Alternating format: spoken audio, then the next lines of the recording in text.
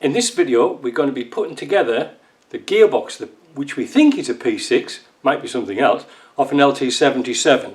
This one down here, this is all finished.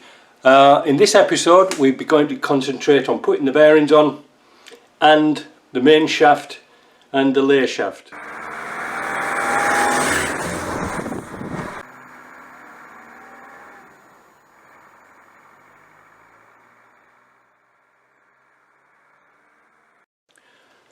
Well, now we're back onto this P6 gearbox, if it is a P6 gearbox. I'm not really sure where it is. I had a bit of a complication ordering some bearings. I actually ordered it for a suffix D box and it was a suffix C, but I managed to get the bearings down here, so let me explain which is which. We've got the suffix, let me see, the suffix D. The main shaft bearings, let's get that out of the way. The suffix D main lay shaft bearings are all the same, and also the pilot bearing that goes in here is the same, except the bearings that go, I'll just move that out of the way. The bearings that go on the pinion here and on the main shaft were different. They were bigger, but fortunately I found out by tracing the part numbers here off the old bearings, so these correspond to the new bearings.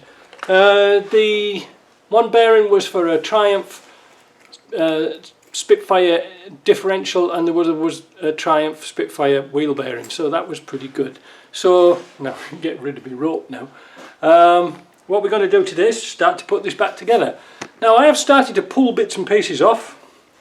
I pulled the bearing off here the other day, but I need to get this one out, and what we're going to use for that is this little tool here, this little leggy puller, and this thing here which opens out. You've seen me use this before, but it pulls the bearings out. But this was my original setup for Land Rovers. I have to have an adapter ring to go here for the little legs. Now this fits into a Defender, Range Rover, well, whatever it is, you know, like R380, but this was too small, so JP fettled me up a little adapter so we can use it for two different things. So I'm going to get set up for that and then we'll come back. So this is the setup for it. It's kind of an interesting little tool. When you screw this piece, this little piece here, into here, it expands, so it clinches at the bottom of the bearing. Now we made this little ring here so that the feet will sit on and not damage anything, so we've had to adapt it a little bit, but not too bad. 24mm key, and we're just going to wind it down. And there she goes. Better than Land Rover one. I'll tell you why in a minute. There she goes. So basically how this tool works is, if you screw this piece in, you can see the bottom opening out, and that clinches around the bottom of the bearing and allows it to come out. Isn't that great? And comes in a great big variety box of different sizes, right up to that big. I don't think we'll be pulling anything out with that. So now we've got that out, now we can start to press our bearings on. To get the taper bearings off here is kind of difficult. You don't want to sort of hit under here and damage it, but you can't really get into them all that well. So we're going to use a bearing splitter, put this on the press down here, and it should come off. Sometimes you have to use a combination of bearing pullers, like one on another, like this type of idea, because the throat of my press is too narrow, so this spreads the weight a little bit. Just make sure that the bearing numbers that's usually written on the bottom here corresponds to the same ones here. You could be getting into trouble. So what we're going to do now is clean this bit up here. I'm going to press these bearings on here for the lay shaft. I'm just going to put a little bit of retaining compound on these lay shaft bearings because they are a little bit loose. They're supposed to be tensioned together and they'll stay in place, but what we'll do is just clean them off and put some Loctite retention on it. just a bit. And that'll keep that bearing from moving.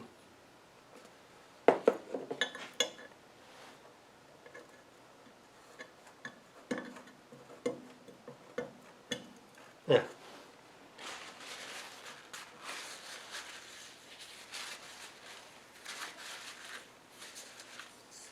Tidy up the retainer. Don't get it on the bearing surface because it's a bugger to get off. Get it off while it's wet. Alright, so that's that bit done. We've got the bearings on the lay shaft where they correspond. We don't need those anymore. In fact, those can go over there. Sometimes these bearings are really good, but we decided to put new ones on while we were here. But these come in handy for little projects and things. I don't know why. Now this one here, I'll get this out of the way again. This one here goes in the casing here, so we won't be needing that yet. So we'll put that up there so we know where it is. The next things we're going to do is press on the pinion bearing here. We've got the race in there. We pressed it in just using a socket. It went in really nice. So let me get that done. So we're going to assemble the main shaft. We're going to put the second gear on. Now the synchro I've already built up. There's the synchro unit. I replaced the synchro rings. I've also replaced the springs inside. Make sure they're working. Now this is a little bit of a tight fit. So hold on to this, you don't want it to fall apart.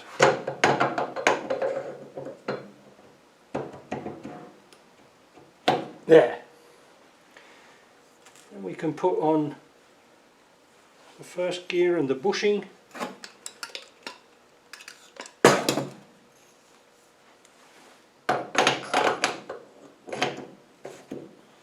Now this box has been apart for quite a long time, and sometimes it's very easy to forget which way around things go. So whilst we've got it like that, we're going to check against our first gear here and the first gear on the lay shaft there, can you see, to make sure that this synchro hub is the right way around, because this has to be in line. So that's perfect. The next thing we need to do is press on the bearing. I'll get that done then and we'll come back. So I've just replaced the circlip. I had to get a box of assorted circlips because the circlip we took off was damaged, but I couldn't find a corresponding number for this suffix C. This is a really oddball gearbox. You'll find out later when we come to fit this lay shaft. We've got to press a gear onto here and a locking ring, and I'm not really sure how we're going to do that. Anyway, we'll cross that bridge when we come to it. We've got some more bits and bobs here just ready to go. So what we're going to do now is flip this upside down. You can't see, can you? I'm going to flip this upside down and put on the third gear and the third gear synchro. Again, they've all been cleaned up, ready to go. Just be careful with these synchros, don't get them to ping apart. So we'll put a bit of oil on there.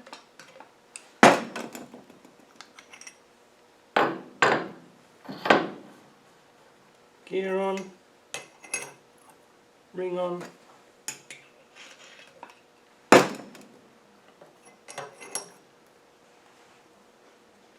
Synchro on. Now, like I say, I have rebuilt these. Now, which way does it go around? Well, this little shoulder piece here sits there for this ring to go on, and then the bearing goes on.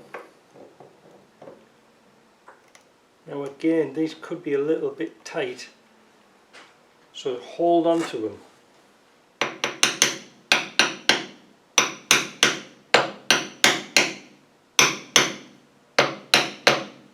What I'm going to do is find a socket to go on that.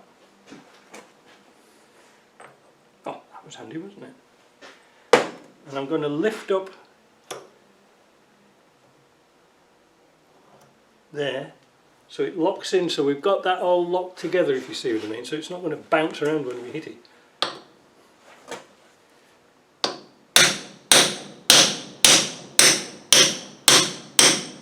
Obviously you don't want to hit your fingers, but if you're clever enough you'll move them out of the way.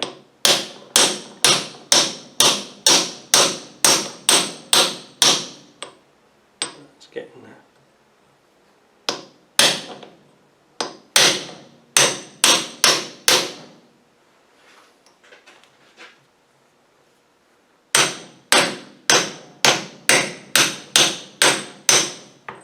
That's getting tight. You just don't want that synchro to move. How the hell am I going to do that? That socket is just a bit naughty.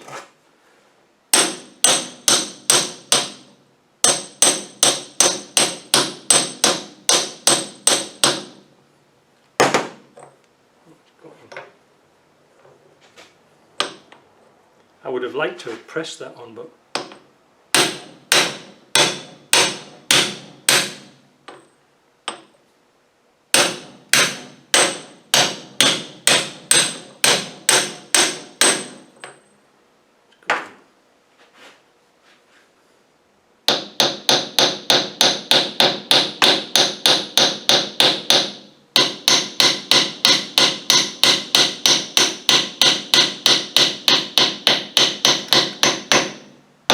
there we go, and the gear turned. Phew. Now we can put that on for now, just to keep everything located together, but now it's time to push that little bearing on, which is here. I'm going to push that one on next. The next thing we're going to do is we're going to put the selector shaft on. This is the sort of way it goes. We've done this with Land Rovers before, but this little piece here goes at the top. Not that bit. See, that bit goes at the top, and that allows that to move, and this pin really should be in there. Don't worry about that, that's just my soft jaws. So we need to move that across there and down into there. That is its set position. Now, right, having established which way this goes, it's kind of important now. You see there's a little horizontal slot in there. This has to go sort of square to that, if you see what I mean. That's the way it's going to go in. It's going to go in here, so that slot's going to go in there. Now to keep it together,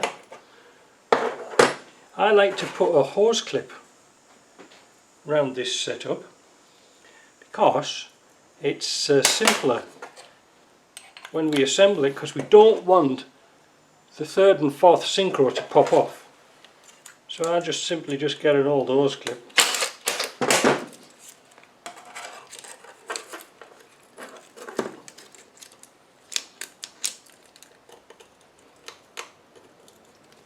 And we're just going to put this hose clip round here and tie it on so that this clinches to the gear cluster. You'll see it in a minute.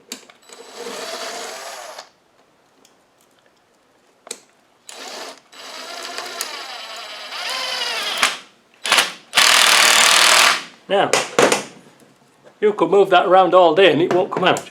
So that's good. The next bit is going to prove a bit of a conundrum for me, because we're going to bring the frame up and assemble this, but we have to put this gear on here, and that is a tight fit, and also the corresponding ring that goes with it, a locking ring. If you can remember, we used my special puller to pull that off and pull that ring off. Now I'm sort of undecided how the hell I'm going to do that, because I don't want to bang those bearings together and damage the bearings. I don't want to hammer it on, but there's nowhere for it to be drawn on. There's no thread, there's nothing. And it was quite a tight fit, and don't get it on the wrong way around. So there's the little cutout ring that goes to the outside. So let me get set up for that, and let's see how I'm going to work that one out.